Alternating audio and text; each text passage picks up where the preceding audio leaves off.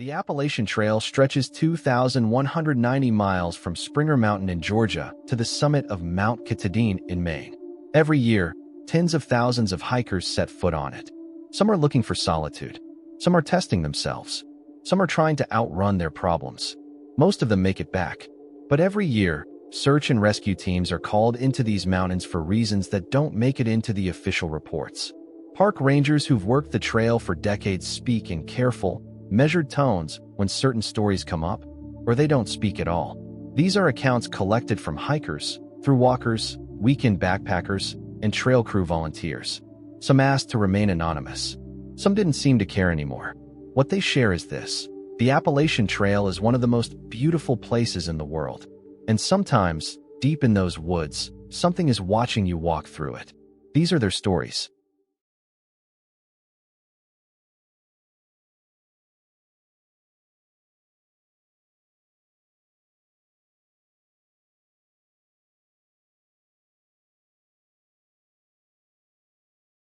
Our first account comes from a man I'll call Marcus.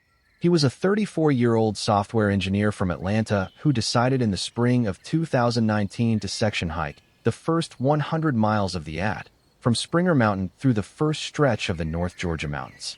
Marcus had hiked before. Weekend stuff, day trips, a few overnight excursions in the Smokies. He knew what he was doing. He packed light, broke in his boots properly, studied the maps. He wasn't some unprepared amateur stumbling into the wilderness. He set out from Amicalola Falls, the traditional approach trailhead, on a Tuesday, which he'd chosen deliberately to avoid weekend crowds. The first few days went smoothly. He found a rhythm. Georgia in April is stunning. The dogwoods are blooming. The trail feels alive. By day 4, he was approaching Neal's Gap. If you've done any research on the AT, you know Neal's Gap. It's at mile 31.7. And it's famous because it's the only place on the entire trail where the footpath actually passes through a building. The Wallace Center, an old stone structure built by the Civilian Conservation Corps in the 1930s. Hikers walk through its breezeway. It's one of the most photographed spots on the trail. Marcus arrived just before dusk. The outfitter inside was closing up. He bought a resupply of bars and a dry bag, chatted briefly with the staff, and decided to push another mile north to a flat spot near a creek he'd read about in a trail journal. That's when things shifted. He was about half a mile past the gap, descending a modest slope, when he noticed something on the ridge to his left. He described it to me this way: it was just standing there, not moving. I thought at first it was another hiker who'd stopped to take in the view, except there wasn't really a view. The trees were too thick. And it was just still, like a statue. I kept walking, watching it, and it didn't move at all. Not to turn and look at me, not to adjust its footing, just standing there perfectly upright. Marcus told himself it was a hiker who'd stopped to rest. He kept moving. He set up his tent at the creek camp, cooked his dinner, filtered his water, did everything right. He was in his sleeping bag by 8:30. At 2:17 a.m., he checked his watch. He woke to the sound of footsteps. Slow, deliberate footsteps circling his tent. It wasn't an animal, he said. I know what deer sound like. What bears sound like. These were two-footed steps, heel to toe, almost like someone trying to walk quietly, but not quite managing it. They went around the tent twice. Then they stopped right at the foot of my tent. Marcus lay motionless. He had a knife, a habit from his time doing backcountry trips in bear country. He held it in his hand under the sleeping bag. He said he was more frightened than he'd ever been in his life. And he's a person who has been in a car accident and once was held at gunpoint during a robbery. It was the deliberateness, he said.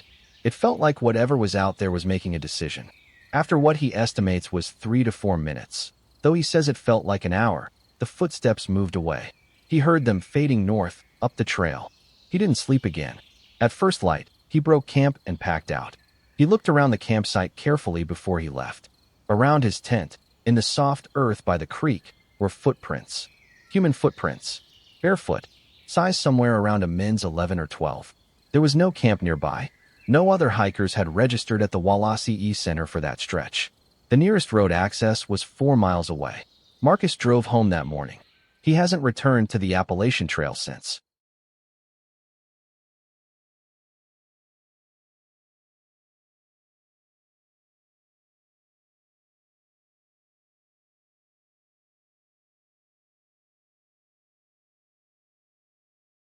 Blood Mountain is the highest peak on the Georgia section of the At, 4,458 feet.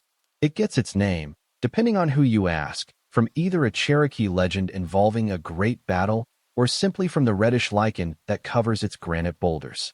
The stone shelter near its summit is one of the oldest on the trail, built in the 1930s, and it's a popular overnight stop. Popular enough that what happened to a trail crew volunteer named Delia in October of 2021 had witnesses. Delia was part of a 4-person volunteer work crew, 2 women, 2 men, spending a long weekend on trail maintenance near the Blood Mountain area. They'd planned to stay in the old shelter Friday night. When they arrived, they found it occupied by a solo hiker, a man, probably in his 50s, who introduced himself only as Cliff. Cliff was friendly enough at first. Trail people are generally sociable. Everyone made dinner, shared some trail gossip, talked about the weather. Cliff seemed a little unusual, quiet in a way that felt studied, like he was choosing each word carefully, but nothing alarming. Around 9 p.m., one of the other crew members, a guy named Terrence, noticed that Cliff's gear was strange. No sleeping bag, no pad, just a frameless pack that looked nearly empty, a water bottle, and what appeared to be a single thin wool blanket. It was 40 degrees outside, Delia told me, getting colder, and this man had almost nothing. I asked him if he was doing a minimalist setup, and he just smiled and said he didn't need much. What happened next? All 4 crew members reported the same way. At approximately 11 p.m., Cliff stood up, folded his blanket neatly, set it on the shelter bench, and walked out into the dark without his pack, without a headlamp, without a word. The crew figured he'd gone to use the bathroom. They waited. 10 minutes. 20. Terrence shone his flashlight out toward the trail. Nothing. They called out. No response. We weren't worried yet, Delia said. We thought he'd gone to find a tent spot or something. Some people are weird about shelters. But in the morning, Cliff's blanket was still on the bench. His pack was still there. His water bottle. Everything he'd come in with was exactly where he'd left it. Like he'd simply stepped outside and evaporated. The crew spent an extra hour looking for him before they called it in. Search and rescue swept the area. No sign of Cliff. No record of anyone by that description registering at any trailhead. No missing persons report matched. Delia said the thing that stayed with her wasn't the disappearance. It was that blanket, she said. It was folded so carefully, like someone putting away something they knew they wouldn't need anymore.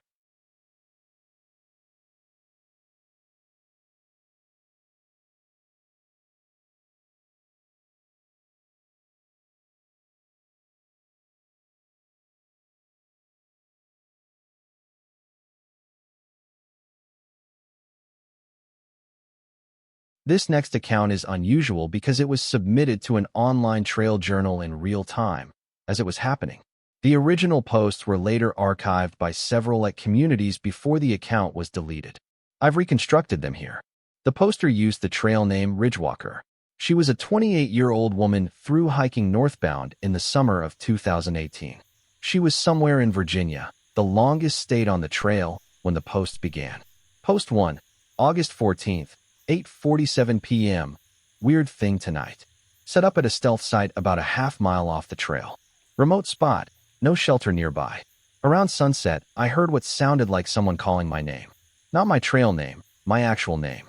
Nobody out here knows my real name. Figured it was my imagination. Wind does weird things in these hollows. Post 2, August 15th, 7:12 a.m. Heard it again at 3 a.m. Clear as a bell. 3 times. My actual name, in a woman's voice. Almost like my mom's voice. I'm freaking myself out. Packing up and getting back to the main trail. Need other people around. Post 3, August 15th, 6:45 p.m. Rejoined the trail. Camped near a shelter with 4 other hikers. Better. But one of them, older guy, super quiet, said he'd been out here for 3 weeks.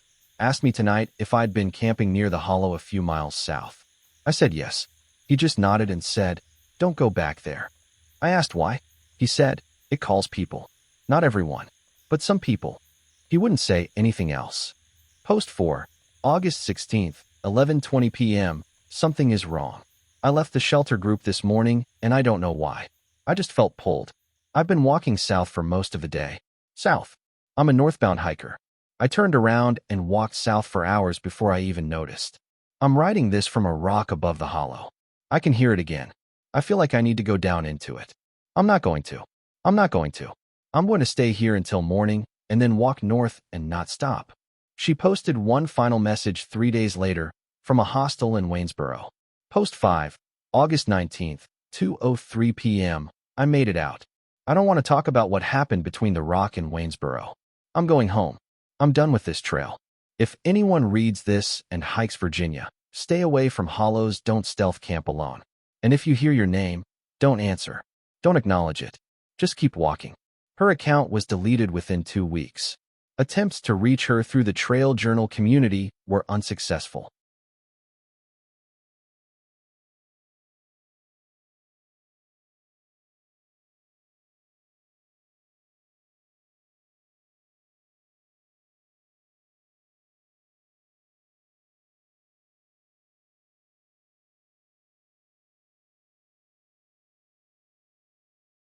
Not all of the strange things that happen on the Appalachian Trail are things that stay in the woods.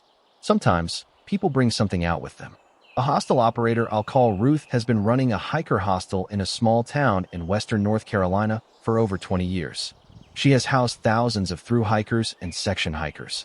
She has seen people come and destroyed by the trail and leave transformed.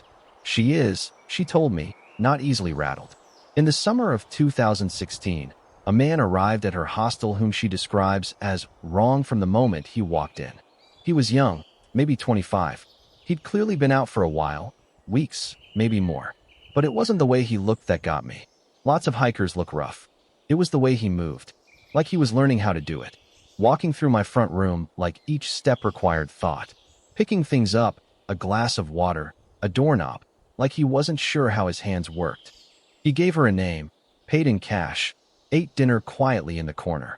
Other hikers at the table tried to include him in conversation.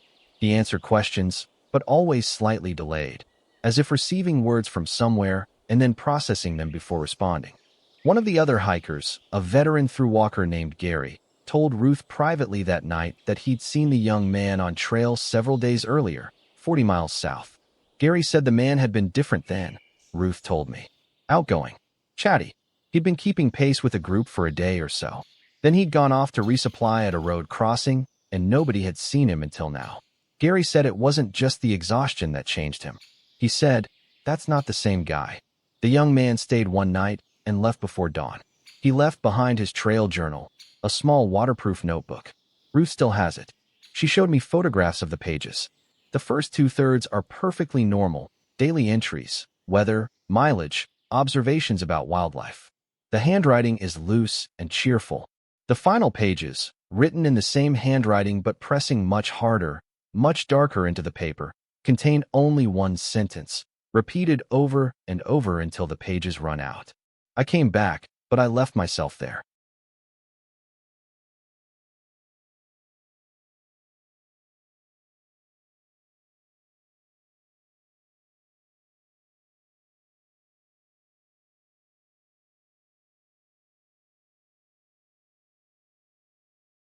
We end tonight on Roan Mountain, the stretch of the Appalachian Trail along the Tennessee-North Carolina border famous for its high balds, its rhododendron tunnels, and its unobstructed views that stretch for what feels like half the continent.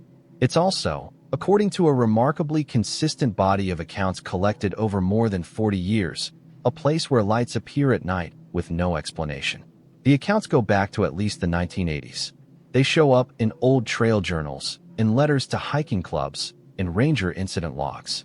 Lights, spherical, sometimes white, sometimes pale amber, floating between 50 and 200 feet in the air, moving against the wind, making no sound. What makes the Roan accounts unusual isn't their existence. Will-o'-the-wisps and mystery lights are reported in wilderness areas all over the world. It's what the lights do. According to nearly 24 independent accounts, the lights approach hikers who are alone and then stop. They hover. They wait. And if the hiker moves, the light moves with them, staying ahead by roughly 100 feet, maintaining the distance. Most hikers who've reported this say they followed the light, whether out of curiosity or compulsion. And most of those hikers report being led, always safely, back to the trail after having wandered off it, sometimes without realizing they'd drifted. One notable account comes from a 67-year-old retired teacher named Agnes who was section hiking the Roan Highland Stretch in 2022. She'd left the Carver's Gap trailhead at midday and was caught by unexpected fog on the Bald around 6 p.m. Visibility dropped to a few feet. She was experienced enough to stop moving rather than stumble off the exposed ridge, but she was cold, disoriented, and frightened. She described a pale light appearing about 80 feet ahead. I thought it was another hiker with a lamp at first, but it was too smooth, no bobbing. And it moved sideways in a way that headlamps don't. I called out, and it sort of paused. I know how this sounds. Then it moved forward and to the left, and something in me said to follow it. So I did. 45 minutes later, she was at the Carver's Gap parking lot. Her car was the only one there. The fog had closed in completely behind her. I turned around to see where the light had gone, she said. It was back up on the ridge, moving away. Then it just wasn't there anymore. She went home, told her daughter, and drove back the next morning to hike the rest of the section in daylight. I wasn't scared of it, she told me. That's the honest truth. Whatever it was, it helped me. I've been hiking these mountains for 30 years, and I can't explain it. I'm not sure I want to.